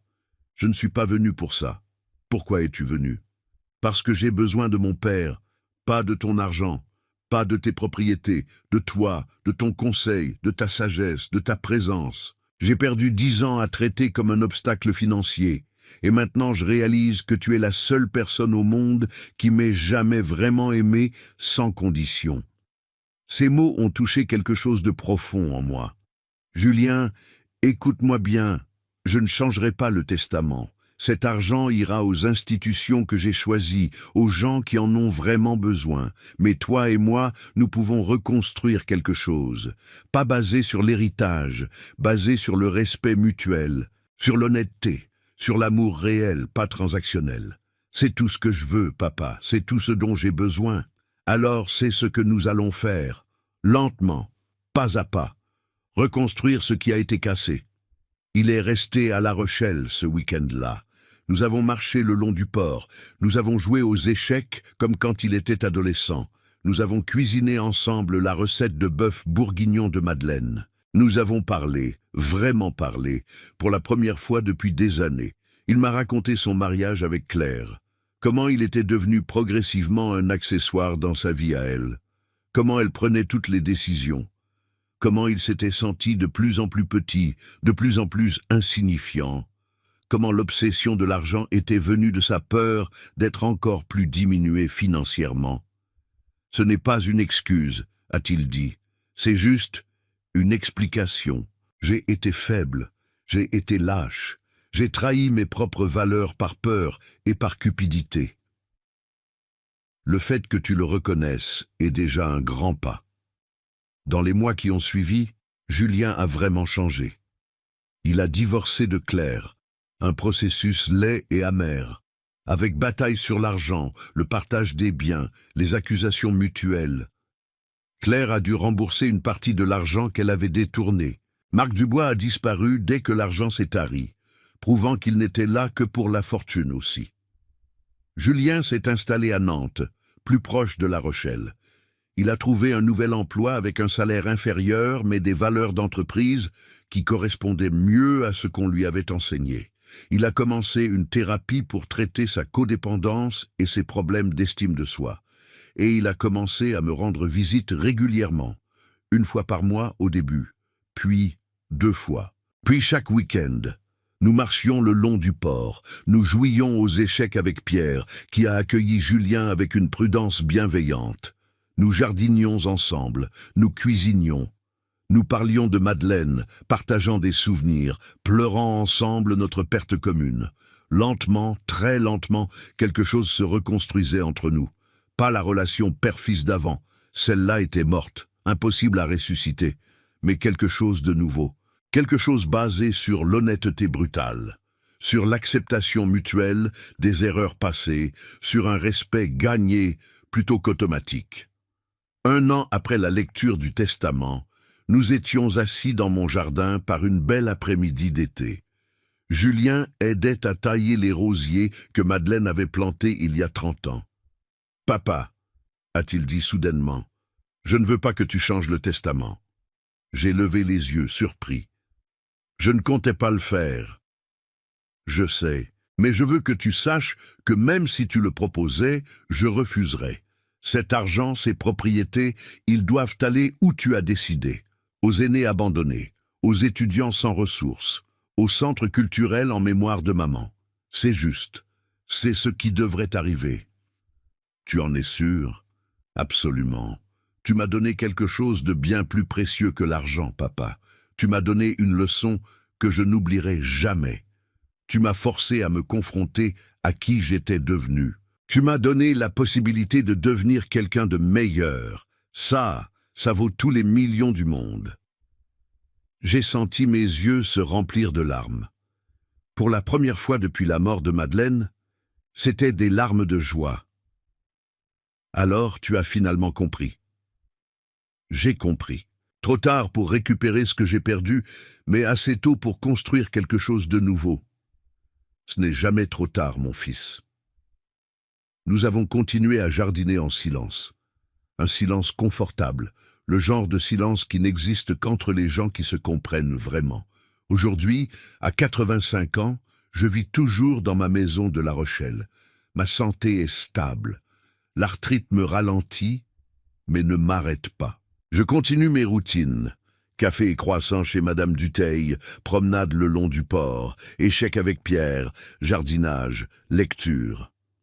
Jean-Pierre vient régulièrement me conduire dans sa voiture, plus pour la compagnie que par nécessité.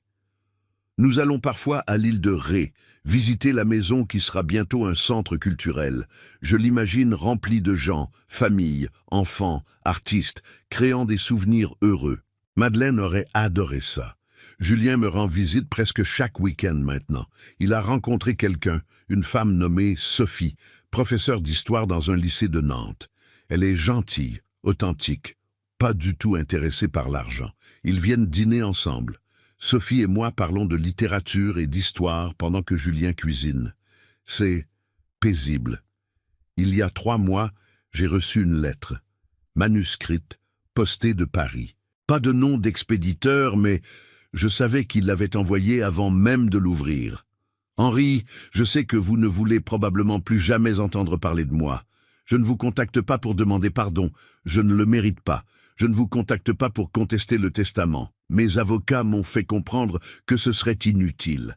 J'écris juste pour dire que vous aviez raison. Surtout, j'étais cupide, j'étais manipulatrice.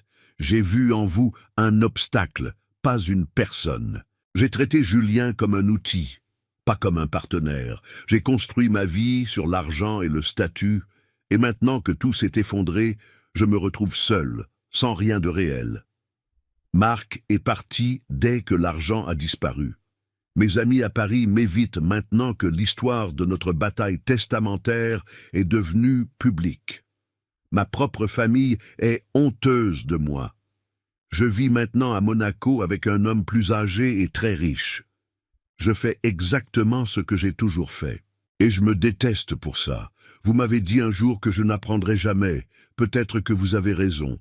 Mais au moins, maintenant, je vois qui je suis. Et c'est quelqu'un que je n'aime pas.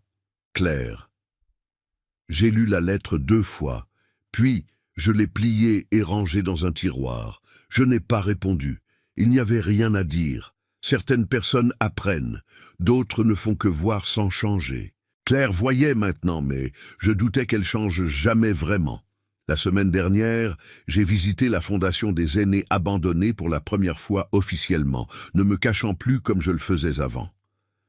La directrice, Madame Laurence Petit, m'a accueilli avec émotion. « Monsieur Beaumont, c'est un honneur immense. Votre futur don va transformer notre capacité à aider les personnes âgées abandonnées. » Elle m'a fait visiter les installations. J'ai vu des personnes âgées, certaines même plus jeunes que moi, qui avaient été abandonnées par leur famille. Une femme de 78 ans dont les enfants n'avaient pas appelé depuis 5 ans. Un homme de 82 ans dont le fils avait vidé son compte bancaire, puis disparu. Une dame de 86 ans qui avait tout donné à sa fille, se retrouvant ensuite dans la rue. Chaque histoire était un écho de ce qui aurait pu m'arriver si je n'avais pas agi. Ces gens, a dit Madame Petit, ils ont besoin de savoir qu'ils ne sont pas seuls, que quelqu'un se soucie. Votre donation va leur donner ça. En quittant la fondation, j'ai ressenti une profonde paix. Mon argent allait faire une différence réelle. Pas financer des vacances aux Maldives ou des sacs Hermès, mais redonner de la dignité à des gens qui l'avaient perdue. Ce soir, assis dans le fauteuil de Madeleine, regardant le soleil se coucher sur l'océan à travers ma fenêtre, je pense à tout ce chemin parcouru. Il y a 2 ans, j'étais un vieil homme observant son fils et sa belle-fille comploter sa mort pour l'argent. Aujourd'hui, je suis un vieil homme en paix avec ses décisions, réconcilié avec son fils, non pas par l'argent, mais par l'amour authentique, et préparant un héritage qui changera des vies. Madeleine, je murmure à son portrait, j'ai tenu ma promesse. J'ai protégé ma dignité jusqu'au bout. J'ai transformé la trahison en justice. J'ai donné à Julien la chance d'apprendre. Et j'ai fait en sorte que notre argent, gagné honnêtement ensemble, aide vraiment ceux qui en ont besoin. Le soleil descend, peignant le ciel de ces roses et oranges qu'elle aimait tant. Et je souris. Parce qu'envlir n'est pas perdre du pouvoir, c'est apprendre quand l'utiliser. Alors, si vous êtes arrivé jusqu'à la fin de cette longue histoire, de ce voyage à travers la trahison familiale, l'observation patiente, la justice méticuleusement planifiée et la rédemption partielle, laissez votre like maintenant et abonnez-vous à la chaîne Histoire de parents. Nous avons des centaines de témoignages réels comme celui d'Henri Beaumont, des pères et des mères qui ont affronté l'ingratitude de leurs enfants, la cupidité de leur famille, le manque de respect envers leur vieillesse et qui ont renversé la situation avec dignité, intelligence et courage. Racontez-nous dans les commentaires. Pensez-vous qu'Henri Beaumont a fait ce qu'il fallait? Feriez-vous la même chose à sa place? Connaissez-vous quelqu'un qui traverse une situation similaire? De quelle ville nous regardez-vous en ce moment? Et si cette histoire a touché votre cœur, si vous avez ressenti de la colère contre Claire, si vous avez pleuré avec Julien, si vous vous êtes identifié au parcours d'Henri, alors partagez cette vidéo. Parce qu'il y a des millions de personnes âgées dans le monde entier qui sont actuellement manquées de respect, volées, manipulées, traitées comme des poids financiers par leur propre famille. Et elles ont besoin de savoir qu'elles ne sont pas seules, qu'il existe de la justice, que la dignité, toujours, finit par prévaloir. Rappelez-vous cette leçon qu'Henri Beaumont nous laisse à tous. La vraie famille ne se définit pas par le sang ou par l'ADN. Elle se définit par le respect, par la présence authentique, par un amour qui ne calcule jamais, par des soins qui ne facturent jamais. Et ceux qui confondent la vieillesse avec la faiblesse, qui confondent la générosité avec l'obligation, qui confondent la patience avec l'ignorance, ceux-là finissent par découvrir, souvent trop tard, qu'ils avaient complètement tort. Parce qu'il y a un pouvoir immense dans la dignité, il y a une force indestructible dans l'intégrité, il y a une victoire certaine dans la justice. Le respect ne s'hérite pas, le respect se conquiert. Chaque jour, par nos actions, par nos choix, par la manière dont nous traitons ceux qui sont vulnérables, et ceux qui perdent ce respect perdent absolument tout.